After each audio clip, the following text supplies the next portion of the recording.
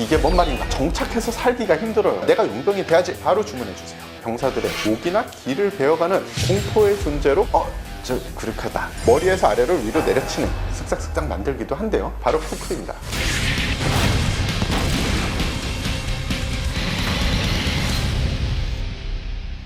원래 구르카가 있고 구르카 팀이라고 있잖아요.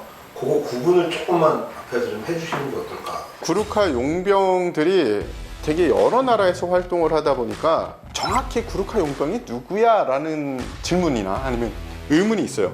여기는 뭐 학설이 있거나 정확하게 딱 이것이다 라는 사전적인 의미는 없는데, 이들의 일지망은 영국군 구르카 연대지만 일지망이 안 돼도 능력이 있는 구르카 용병 지원자들은 2지망과 3지망의 기회가 있는데, 이것이 바로 타국에서 활동하는 구르카 부대들입니다. 흔히 밀리터리 매니아들, 그리고 밀리터리에 대해서 관심이 많은 사람들은 구르카 용병을 나눌 때 영국군에 소속되어 있는 구르카 용병 대원들과, 그리고 영국 밖의 국가, 브루나이가 될 수 있고 싱가포르이 될 수 있고 그런 데 소속되어 있는 구르카인들을 나누기도 해요. 군에 소속되어 있는 구르카 용병 중에 제일 유명한 것은 1순위는 영국군에 소속되어 있는 구르카 용병들, 2순위는 인도, 3순위는 싱가포르가 기타 나라가 될 수 있는데요. 이 순위에는 사실은 뭐 특별한 기준은 없어요. 그냥 제가 인위적으로 나눈 겁니다. 돈은 브루나이, 바레인, 싱가포르에서 활동하는 분들이 인도에 있는 구르카 용병보다 더 많이 받을 거예요. 구르카의 무장, 어느 나라에 가느냐에 따라서 무장은 뭐 소총이나 뭐 중화기는 다 달라지죠. 그런데 일단은 구르카족이 딱 봐도 저 구르카다 할 수 있는 게 딱 하나가 있어요. 바로 쿠크리입니다. 쿠크리는 단검인데요, 길이가 조금 천차만별이에요. 만드는 금속 자체도 되게 여러 가지 재질로 만듭니다.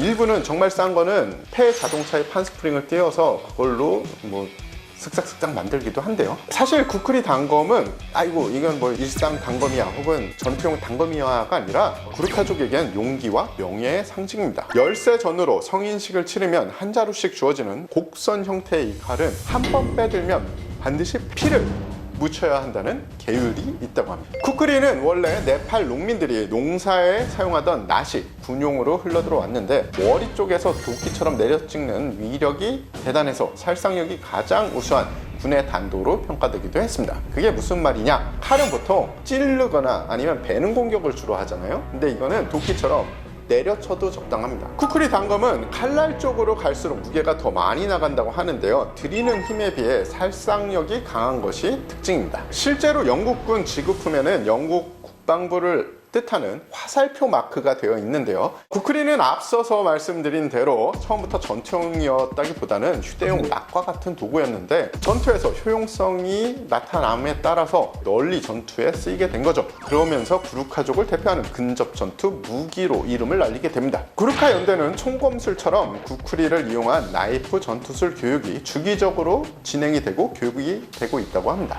패션 리더 구르카?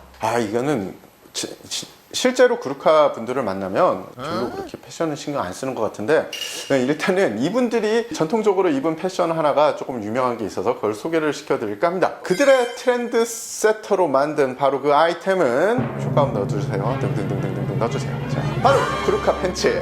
구르카 팬츠는 구르카 용병이 입었던 열대 고온용 반바지를 뜻합니다. 아프리카, 인도 등에 주둔하던 영국군들이 더운 날씨를 참지 못해 구르카 전투복을 모방해 바지를 줄여 입었고, 고향으로 돌아가서도 이 바지를 입어 유행이 됐다고 합니다. 구르카 팬츠라고도 하고요, 영국군 내에서는 봄베이 팬츠라고도 불립니다. 이 봄베이가 어디 있는지는 아시죠? 바로 인도 쪽에 있지 않습니까?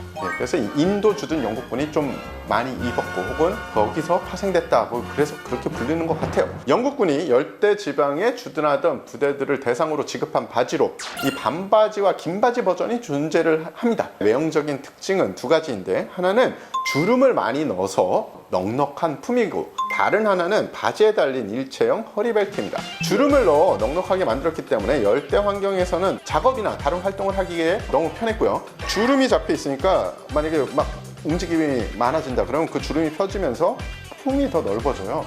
적어도 이 정도의 사이즈가 조절이 가능합니다. 허리벨트가 이중 구조로 되어 있어서 별도의 사이즈 구분 없이 엑스트라 라지부터 엑스트라 스몰까지 커버가 가능한 장점이 있었다고 합니다. 바로 주문해 주세요. 포클랜드 전쟁 때 아르헨티나 수비대가 구루카 용병이 진격해온다 라는 말만 듣고 투항했다는 소문이 있을 정도로 불굴의 투지를 가진 구루카 용병의 활약상에 대해 소개해드리겠습니다. 제2차 세계대전 당시 영연방 네팔의 구루카 용병은 북아프리카 전선에서 독일군을 상대로, 그리고 동아시아 전선에서는 일본군을 상대로 전투를 하게 됩니다. 독일 병사들의 증언에 따르면 이들은 밤마다 독일군의 진지를 기습해 병사들의 목이나 귀를 베어가는 공포의 존재로 각인되어 있었다고 해요.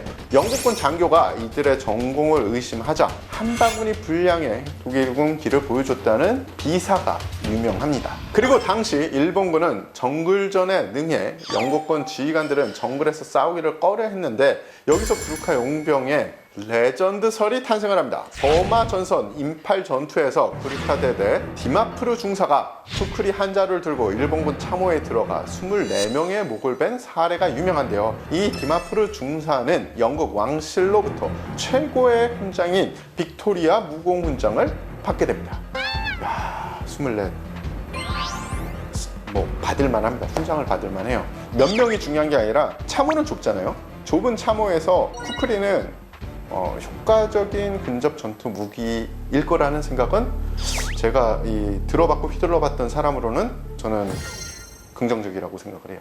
자, 그 다음에 6.25 전쟁입니다. 구루카 용병은 6.25 전쟁에도 참전해서 한국과의 인연이 있습니다. 1951년 7월 벌어진 강원도 양구군 방산면 수리봉 고지전에서 선봉에서 고지 탈환에 나섰습니다. 피해 능선이라 불리는 이 전투에서 유엔군은 3,000여 명이 희생됐지만 그보다 5배가 넘는 북한군과 중공군을 이겨내고 고지를 탈환하는 데 성공을 하게 됩니다. 자, 그 다음에 인도 네팔행 기차 내에서 구루카의 용맹함을 보여주는 사건이 발생합니다. 지난 2010년에는 구루카 부대 소속 비슈누 슈레스타란 병사가 열차를 타고 고향으로 가는 도중에 무장강도 40여 명이 열차를 습격합니다. 세상에, 2010년에 열차 강도라니. 무장강도들이 승객의 금품을 빼앗고 한 10대 소녀를 성폭행하려고 했죠. 비슈누는 도저히 지켜볼 수 없어서 조용히 쿠크리를 뽑아들고 그들과 20분간의 사투를 벌였습니다. 그 결과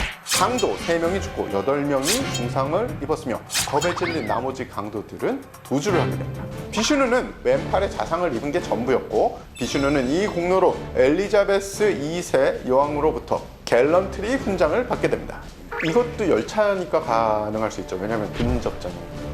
영국군 장교단 내에서는 구루카 연대의 장교가 되는 것이 영광 혹은 영예 중에 하나고, 많은 장교들이 구루카 연대 장교를 지원하는데 거기에는 많은 이유가 있겠지만 영국이 관련된 해외 분쟁에는 구루카 연대가 거의 확실하게 1순위로 파병되기 때문에 실전을 경험하는 확률이 높고 전통과 규율이 확고한 부대에 지휘를 한다는 것이 모든 장교의 꿈이 아닐까 싶습니다. 이거는 사실 특수부대원들 사이에서 떠도는 이야기는 아니고요. 밀리터리 매니아들 사이에 뭐 이런 루머 같은 게 많았는데, 해리 왕자가 아프가니스탄에 파병됐었을 당시 해리 왕자를 지키기 위해 구루카 연대가 같이 활동했다는 설이 돌았습니다. 실제로 해리 왕자의 부대는 다른 전통의 이 영국군 근위대 부대였죠. 근데 영국 왕자가 누구랑 같이 있으니 안전할 것이다 라는 루머가 돌 정도로 하는 부대는 영국군 내에 SAS 빼면은 구루카 연대가 대표적이지 않나 싶습니다.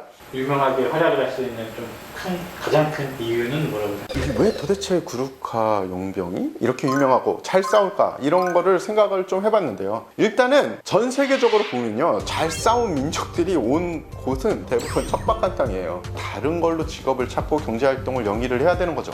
척박한 땅과 자국의 영악한 경제 환경, 그리고 거기서 살아남아야 되는 이 전통이 이들을 좀 강하게 만들지 않았나 싶고요. 이 전통이라는 건 뭐냐? 그런 척박한 땅에서 경제활동을 할 수 없으니까 뭔가 다른 직업을 나와서 찾아야 되는데, 일단 이들이 무슨 뭐 전문 기술이 있는 게 아니잖아요. 하지만 그래도 조금 쉽게 할 수 있는 게 이 능력이 된다면 전투 기술인 거죠. 만약에 우리 세대가 못 싸우면 우리 다음 세대는 직업이 없어지는 거예요. 이거는 그냥 어떻게 보면 슬픈 얘기죠. 일반적인 직업을 가질 수는 없고 먹고 살려면 무기를 들어야 되는데, 내가 겁이 나도 내가 잘 싸우지 못하면 우리 아들은 직업이 없어지는 겁니다. 굶어 죽을 거냐 아니면 남아있는 민족을 위해 싸울 것이냐.